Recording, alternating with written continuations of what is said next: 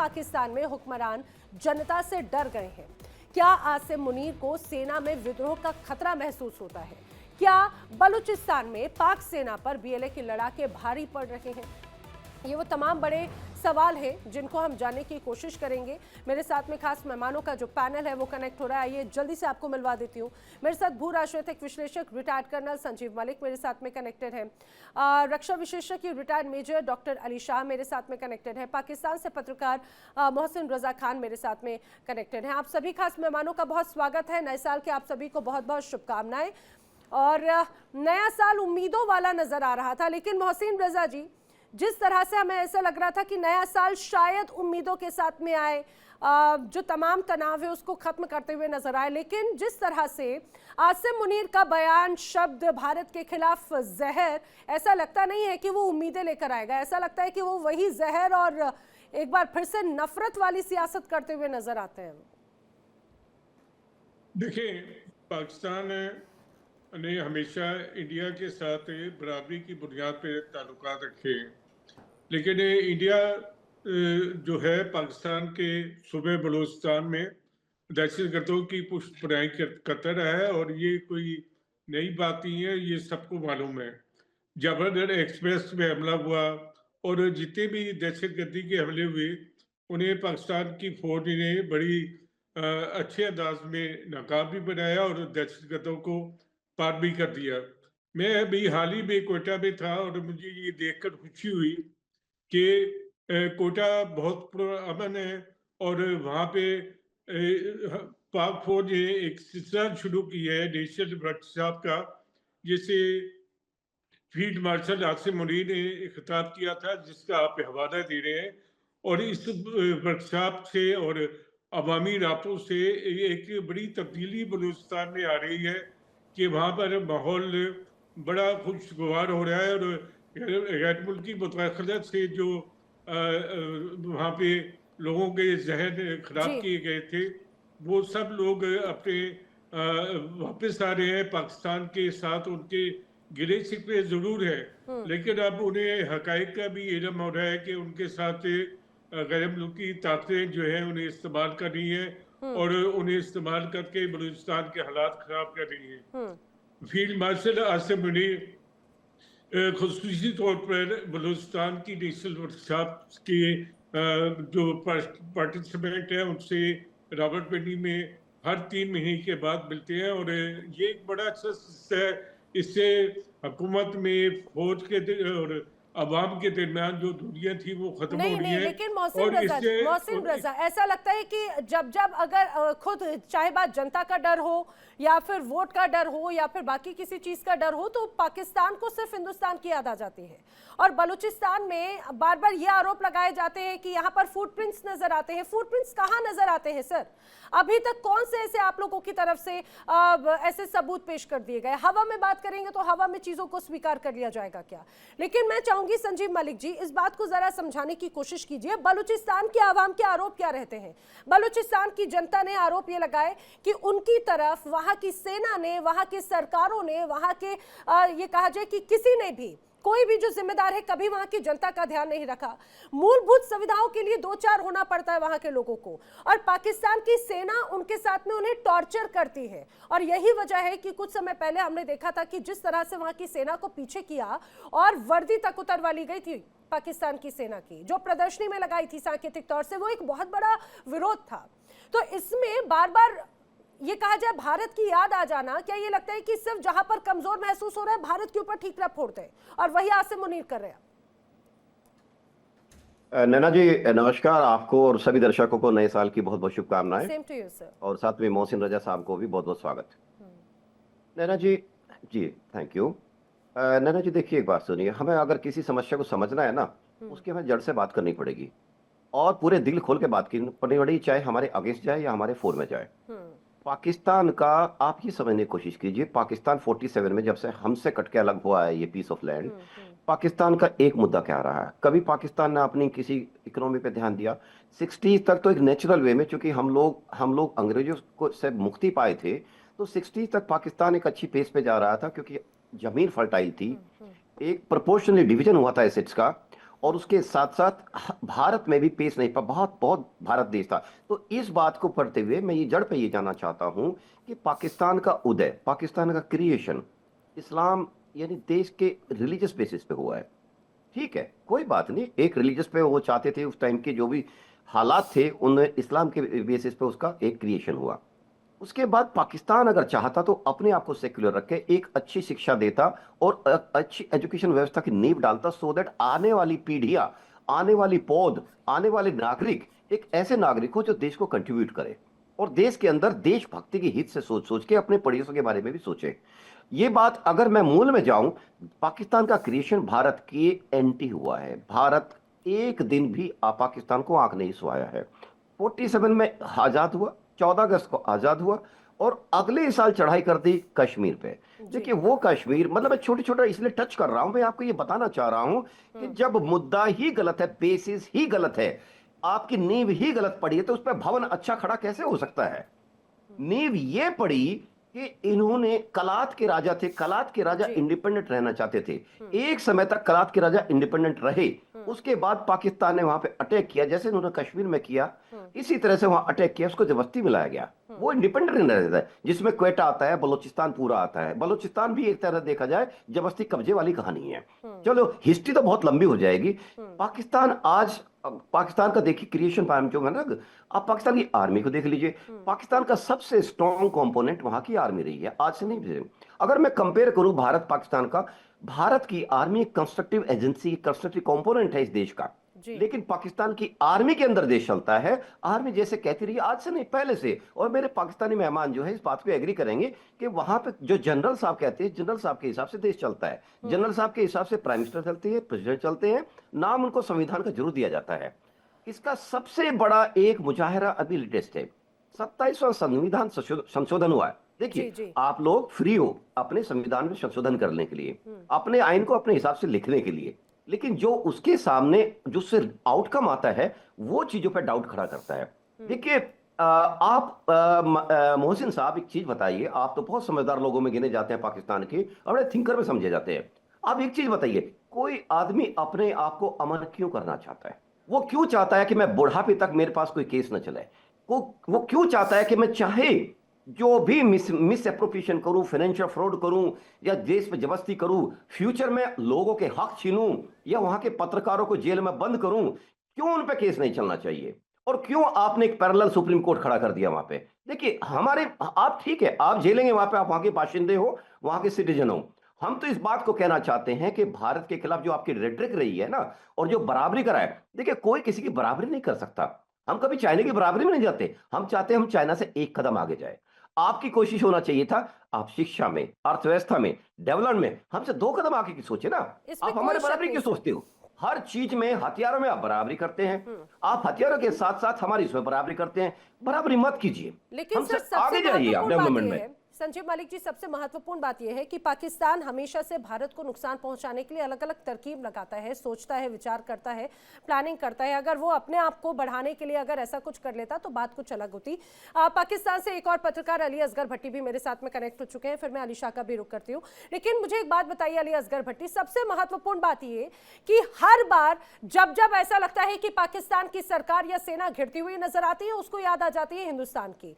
अब बलूचिस्तान में जिस तरह से यह आरोप लगाया कि भाई यहां पर जो हालात हैं वो हिंदुस्तान की वजह से हैं, असल में बलूचिस्तान की जो जनता नाराज है वो पाकिस्तान की दमनकारी नीतियों की वजह से नाराज है, ना कि भारत की वजह से। अगर बलूचिस्तान इतना पीछे है, जहां पर 20-22 घंटे लाइट नहीं रहती, वहां पर लोग अभी भी अपने अधिकारों को लेकर बात करते हैं। कई ऐसी बड़ी इंटरनेशनल रिपोर्ट्स हैं, कहती है कि 40,000 से ज्यादा लोग गायब हैं और अक्सर वहां पर लाशें किल एंड डंप वाले फॉर्मेट में पड़ी हुई मिलती हैं। तो सबसे बड़ी बात यह, और जब जब उन्होंने आवाज उठाई, सरकार से अपने अधिकार की बात की, तो उन्हें वहां की सेना ने सिर्फ कुचला है, और यही वजह है नाराजगी की। और उसमें आरोप लगा देते हैं आसिम मुनी कि भारत का हाथ है। असल में जो स्थिति है वो तो पाकिस्तान की दमनकारी नीति की वजह से है।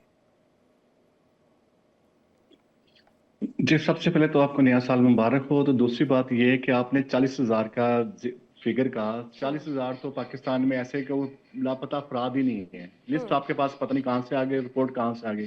जो बलूचिस्तान है इस वक्त थोड़े से हालात खराब कुछ अर्सा पहले जरूर हुए थे, लेकिन इस वक्त अमन है।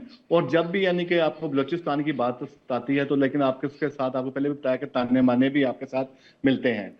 तो यहाँ की सूरत हाल तो ऐसी होती है कि वहां पर जब भी आपने देखा होगा कि जाफर एक्सप्रेस का जिक्र किया था, उसमें आपके देखें कि वहां पर हमारे डीजीआई SPR ने वहां पर प्रूफ दिया था कि आपसे मैं पैसे आपको लिए बता गए थे। दूं अली वहां असगर पर भट्टी, सबसे पहले तो आपने रिपोर्ट की बात की, तो HRCP जो कि human right commission of Pakistan है, ये मैंने आंकड़ा उसी की रिपोर्ट के हवाले से दिया है। तो आपको अगर ऐसा लग रहा है, मैं आपके साथ में आंकड़े की बात कर रही हूं, ये जो 40,000 से ज्यादा लोगों के गायब होने की बात है, ये human right commission of Pakistan का हिस्सा है और उसी रिपोर्ट का एक अंश है। और दूसरी बात, आपने जाफर एक्सप्रेस का जिक्र किया, यही तो एक बड़ी बात हो जाती है। मुझे एक बात बताइए, ऐसे कौन से सबूत नजर आए? सबूत पेश कीजिए ना, अंतरराष्ट्रीय मंच पे सबूत पेश कर दीजिए। हर बार पाकिस्तान की तरफ से झूठा नैरेटिव पेश करने की कोशिश की जाती है, आप सबूत पेश करें। सबूत भी पेश किए हैं, कॉल्स भी बताई गई है कि इंडिया से जो कॉल्स आ रही हैं, जिस बंदों को कॉल्स आ रही हैं, जहां से पैसे किए जा रहे हैं, जो पैसे भिजवाए जा रहे हैं, वो पूरे प्रूफ दिए गए। और कैसे देने हैं, इंटरनेशनल लेवल तक बताया गया कि जहां भी ताने बाने मिलते हैं वो इंडिया से मिलते हैं। हम स्कूलकारी भी बताइए। इससे देखें, सबसे पहले तो यानी कि आपको पहले बताया है कि सर अभी आप देखें, पहलगाम की बात ले लें, आपके वहां पर अभी आज की NR की जो रिपोर्ट है वो आप अपना चेक कर लेना। आपके इंडिया के जो सियासतदान है वो किसका इल्जाम लगा रहे हैं? उन्होंने हमेशा ये वो सीता पांडे जो है वो आप ही का सियासतदान है, किसी और का तो नहीं है। उनसे उन्होंने कहा कि पाकिस्तान पे आपने बेलगाम का वैसे इल्जाम लगाया गया, प्रूफ कुछ भी नहीं था। बेलगाम यानी कि वैसे बेफजूल पाकिस्तान का इल्जाम लगाया गया। इस बना पे देखें कि आपके अंदर के जो लोग हैं वो बता रहे हैं कि बेलगाम में मैंने वैसे ही हमला कोई नहीं किया था, पाकिस्तान में इसको कोई ताने बाने नहीं मिलते। लेकिन हमने जब आपको प्रूफ है जाफर एक्सप्रेस में दिया, जो बलूचिस्तान में सुलहतकारी है वो आपकी बताई गई है और विद प्रूफ दी है, विद कॉल दी है। आपके दहशतगर्दों के बारे में हम बताएं, हमारे पास दहशतगर्द भी आपके मौजूद हैं पाकिस्तान के अंदर जो दहशतगर्दी करने के आए थे, वो भी सहूलत हमने इंटरनेशनल लेवल पे बताते हैं। हम ये नहीं बताते कि झूठ की नदियां नहीं बैठाते। जैसे कि नहीं आता, आपके यहाँ छोटी छोटी बात तो बड़े स्तर पर आ जाती है। अब आप कह रहे हैं कि सोल्जर्स आपके पास में मौजूद है हिंदुस्तान के। अली शाह, मुझे बताइए सोल्जर्स कौन से मौजूद है हिंदुस्तान के भाई पाकिस्तान में? वो बोल रहे कि बड़े स्तर पर एक लंबी फहरिस्त है। और बलूचिस्तान की बात होती है, बात कहां की कहां पहुंच जाती है। अली शाह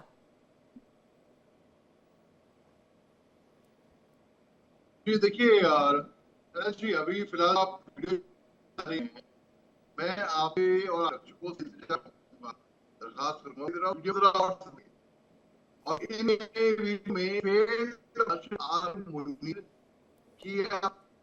देखिए शहबाज के आगे ये ऑपरेशन सिंदूर के टाइम की बात है, जब इनको फील्ड मार्शल, जिसको हम फील्ड मार्शल बोलते हैं, इसको फील्ड मार्शल घोषित नहीं हुआ था ये आदमी। अब फील्ड मार्शल घोषित होते ही जो है तो CDS बनने का दावा कि मेरे को CDS बनना है। जवाब शरीफ साहब चले गए विदेश और इनके दस्तावेज पे दस्तखत नहीं किया, तो अब दोनों में खुंदक बन गई, अब दोनों में अनबन बन गई। और ये जो वीडियो आप देख रही हैं कि अब फील्ड मार्शल सल्यूट कर रहा है शहबाज शरीफ साहब को, मेरे को बिल्कुल ताजुब नहीं होगा अगर शहबाज शरीफ साहब उल्टा सल्यूट करे फील्ड मार्शल आसिम मुनीर को, जो जनरल जियाउल हक ने किया था ना पाकिस्तान के अंदर, कि मजहब के नाम पे जहर उगला था। कार्ल मार्क्स ने एक बार कहा था कि religion is the opium of the masses, यानी कि अगर जनता को, मास को, पब्लिक को बेवकूफ बुद्धू बनाना हो, अपने साथ लेकर आओ, तो सीधी सी बात है भैया, मजहब की चूरन दे दो उनको। मजहब की चूरन दे दोगे तो लोग आपकी बात पे यकीन करें। 16 अप्रैल पिछले साल, मैं पिछले साल इसलिए कह रहा हूँ क्योंकि नए साल की हार्दिक शुभकामनाएं, ये 2026 शुरू हो गया है। 2025 में 16 अप्रैल को फील्ड मार्शल आसिम मुनीर ने एक विपत्तिजनक, शर्मनाक, घटिया क्यों है पाकिस्तान की सेना में क्या क्या 22 अप्रैल को पहलगाम में हमला जाता है। फिर मार्शल बयानबाजी पे बयानबाजी, इनका जो क्या बोलते हैं जुल्फिकार अली भुट्टो का जो ग्रैंडसन है बिलावल भुट्टो जरदारी बयान देता है, या तो खून बहेगा तो पानी बहेगा, और अगले दिन परिवार को कनाडा निकाल देता है। और यही और मुझे लगता है कि अलीशा आपने ये जो पॉइंट्स उठा रहे हैं, दरअसल यही एक बहुत बड़ी वो वजह है जिसको लेकर बलूचिस्तान की आवाम तो जानती है ना, उनके आंखों के सामने ये सारी चीजें हो रही हैं। और सबसे महत्वपूर्ण बात ये कि आसिम मुनीर की तरफ से बयान आता है कि भारत प्रॉक्सी के जरिए बलूचिस्तान में हिंसा फैला रही है, और यही बात यहाँ पर अभी अली असगर भट्टी और मोहसिन रजा भी कह रहे थे। लेकिन सबसे महत्वपूर्ण बात ये जो मैंने अभी human right commission of Pakistan का जिक्र किया, 2500 से ज्यादा लोगों की जान जाने की खबर। ये रिपोर्ट खुद कहती है 40,000 से ज्यादा लोग गायब हुए, लाशें सड़कें पर मिलती है। पाक आर्मी की पॉलिसी है, ये भारत की पॉलिसी नहीं है मोहसिन रजा जी, भारत की पॉलिसी ये नहीं है। खास तौर से ये आप ही की तरफ की रिपोर्ट है, आप इसको मानेंगे? और एक और मैं बात जल्दी से इसी में समाप्त कर देती हूँ अपने दर्शकों को बताने के लिए, जिस तरह से खासतौर से पाकिस्तान का बजट जो है वो ये दर्शाता है कि बलूचिस्तान को फेडरल फंड्स का मात्र 9% मिलता है, जबकि पंजाब या अन्य प्रांतों को 50% से ज्यादा। अब मोहसिन रजा जी, ये असमानता पाक की वजह से या भारत की वजह से? देखिए, बात बातें आपकी बिल्कुल ठीक है, लेकिन आपको ग्राउंड रियलिटीज का नहीं पता कि पंजाब की आबादी जो है पाकिस्तान की 60% है, और उसके हिसाब से जब आबादी के हिसाब से फंड तकसीम होते हैं तो पंजाब को कम हिस्सा मिलता है।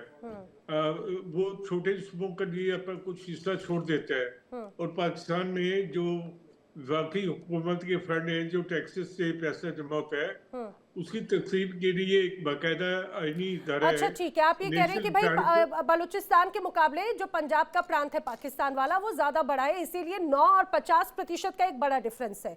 अब सीपेक की बात कर लेते हैं। एक बहुत इसी के दम पर ये कहा जा रहा है ना कि पाकिस्तान को लग रहा है कि भाई चीजें बहुत सकारात्मक होंगी, चाइना ने सपोर्ट किया है, चाइना आपके साथ में है। सीपेक का जैसे ही पूरा ये इन्वेस्टमेंट होता है उसके बाद में कहा जाता है कि ग्वादर का जो इलाका है वो सीधे छीन लिया जाता है उससे, बलूचिस्तान से।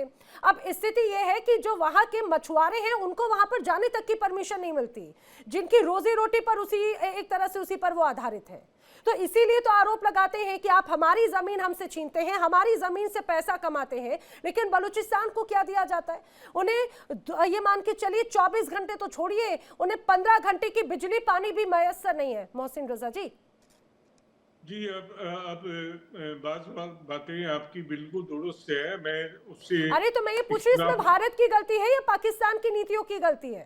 पाकिस्तान भारत की इसमें गलती नहीं है, लेकिन भारत ने अपनी प्रॉक्सी बलूचिस्तान लिबरेशन आर्मी और बलूचिस्तान नेशनल फ्रंट भारत के कैद करते हैं, उन्हें फंड दिया जाता है, उन्हें हथियार दिए जाते हैं, उनकी रहनुमाई के लिए कुलभूषण सिंह वहां भेजा जाता है जो कि पाकिस्तान की कैद में है। और भारत पूरी तरीके से चाहता है कि बलूचिस्तान में उसके बड़े मफादात हैं, वो चाइना को वहां काम नहीं करने देना चाहता।